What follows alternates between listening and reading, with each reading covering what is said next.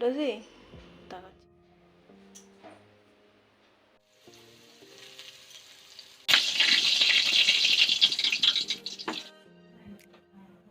ভগবান শ্রীকৃষ্ণ বলেছেন, যাদের মধ্যে জ্ঞানের অভাব আর ঈশ্বরের প্রতি বিশ্বাসের অভাব রয়েছে সে কখনো সুখ ও সাফল্য লাভ করতে পারে না। ঘুম থেকে উঠে পড়েছি। ঘুম থেকে উঠেই প্রথম যেটা কাজ, দুহাত ঘষে তালুর যে গরম ভাবটা থাকে সেটা চোখে আর মুখে দেওয়া, তাহলেই আমার ঘুমটা কেটে যায়। যাই হোক, আজকে হলো শুক্রবার, এখন ঘড়িতে বাজে 8:30। ঘুম থেকে উঠে পড়েছি। দীপিকা সিম্পল লাইফস্টাইলে তোমাদেরকে ওয়েলকাম করে আবার নতুন একটা ব্লগ স্টার্ট করলাম। বর যেহেতু ঘুমাচ্ছে সেই জন্য আমি শুধু ঘরটা ঝাড়ু দিয়ে নিলাম, বাসি ঘরটা।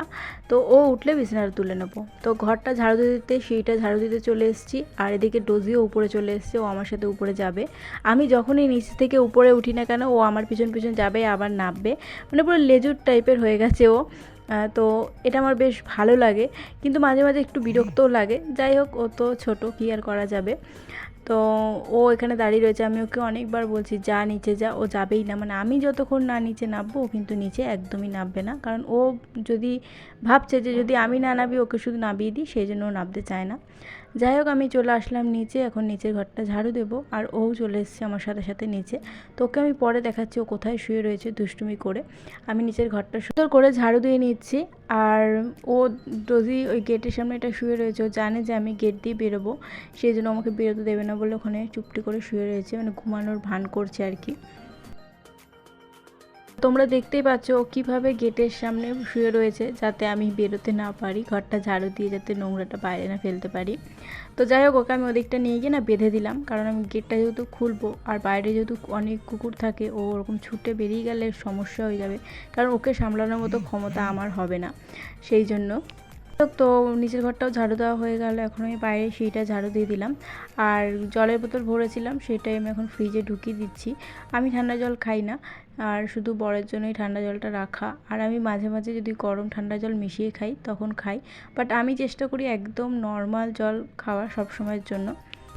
মোটামুটি সমস্ত কাজবাজি কমপ্লিট, বাসি কাজবাজ। এখন হচ্ছে ড্রেসটা চেঞ্জ করব, ব্রাশ করব, ব্রাশ করে নিয়ে ব্রাশ করবো, ড্রেসটা চেঞ্জ করব। তো এখন হচ্ছে আমি জামা কাপড়গুলো ভিজিয়ে নিয়েছি। শুধু জামা কাপড় বলতে একটা চাদরই আছে, সেটাই ভিজিয়ে নিচ্ছি। তো চাদরটা তুলেছিলাম হচ্ছে কালকে, কারণ একটা চাদর আমি এক সপ্তাহের বেশি পেতে রাখতে পারি না, আমার ভীষণ অস্বস্তি হয়। আর গরমকালে তো আরোই না।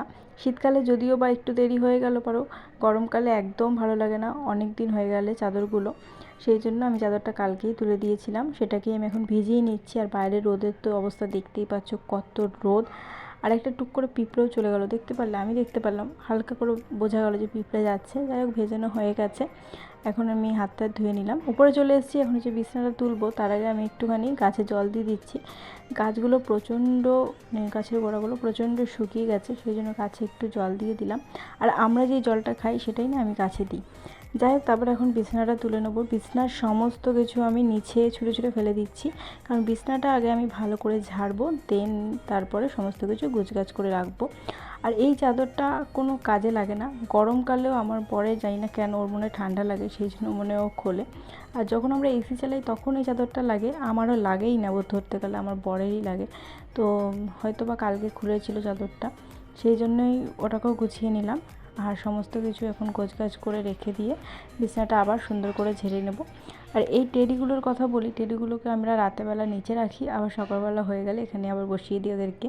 মানে ওদেরও স্থিরতা মানে স্থির কোনো জায়গা নেই যেখানে ওরা থাকতে পারবে।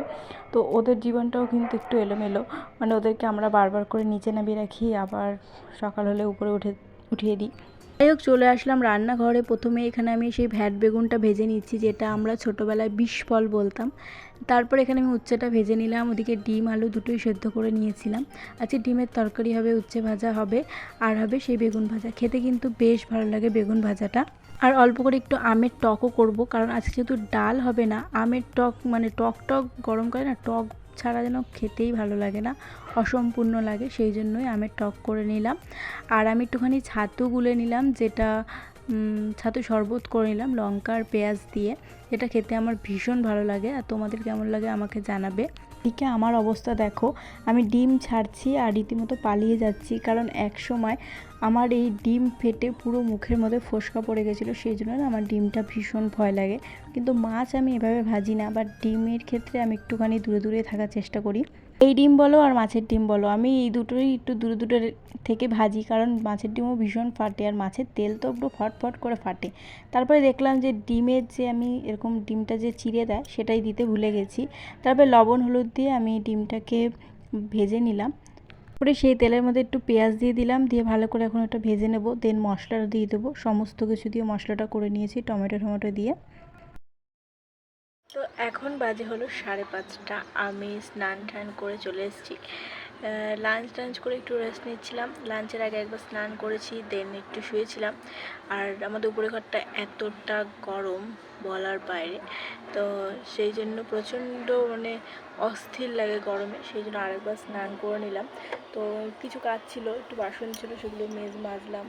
দেন নিচের ঘরটা একটু ঝাড় দিলাম, দিয়ে হচ্ছে জল ভরলাম। তারপর স্নান করে চলে এসেছি। শুধু উপরে গাছের জলগুলো এখন দেবো, কারণ গাছের গোড়াগুলো সকালবেলাও জল দিয়েছিলাম, কিন্তু গাছের গোড়াগুলো পুরো শুকিয়ে গেছে। তো তোমরা কারা কারা আমার কোথা থেকে ভিডিও দেখছো অবশ্যই কিন্তু আমাকে কমেন্টস করে জানাবে। তো কিছু বলারই নেই, পুরো একদম বিচ্ছিরি টাইপের। ওই গরমও নাকি ঠোঁট ফাটে কারো, আমার ফাটে, জানি না কার ফাটে কিনা। আমার ঠোঁটও ফাটে, ইভেন স্কিনটা টান ধরে, মানে মুখটা ফেস ওয়াশ করে আসার পরে মুখটা পুরো টান ধরে, যেমন শীতকালে টানটা হয় সেরকম। তো এখন হচ্ছে বিছানাটা একটু ঠিকঠাক করে গুছিয়ে নেব। এই যে টেডিটাকে নিচে রেখে দিলাম আর এটাকেও নিচে রেখে দিলাম। আর এখন হচ্ছে বিছানাটা করব। আর এই যে চাদরটা কেচেছিলাম সেটাকে আমি ভাঁজ করতেই পারিনি, ল্যাদ খাচ্ছিলাম এতক্ষণ ধরে। যাই হোক, তো এখন চাদরটাকেও ভাঁজ করে নেব, নিয়ে জায়গায় রেখে বিছানাটাকে সুন্দর করে নেব, কারণ ঘুমাতে হবে। ডিনারও কমপ্লিট হয়ে গেছে। এখন বাজে প্রায় 10টা মতো বাজে, একটু লেট হয়ে গেল ডিনার করতে। তো বাইরে তো প্রচণ্ড হাওয়া দিচ্ছে, খুব সুন্দর হাওয়া দিচ্ছে। এতক্ষণ একটুখানি বাইরেই বসেছিলাম।